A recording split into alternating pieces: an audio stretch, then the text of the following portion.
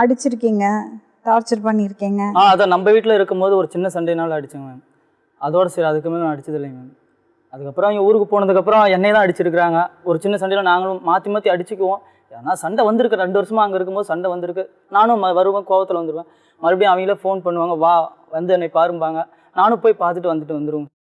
உங்க வீட்ல சரியா அவளுக்கு சாப்பாடு போடல?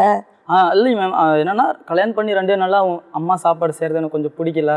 தனியாக நான் செஞ்சு எதுனாலும் நான் ஆசைப்பட்டதை நான் தனியாக செஞ்சு சாப்பிட்டுக்குவோம்ல அப்படின்னு சொன்னாங்க. உடனே சரின்னு சொல்லிட்டு தனியாகவே நான். அப்படி இல்லை, இங்கே அவங்க வீட்டில் தான் கல்யாணம் ஆனதுலேருந்து சாப்பாடு அவங்க அம்மா கொடுத்துக்கிட்டு இருந்தாங்க.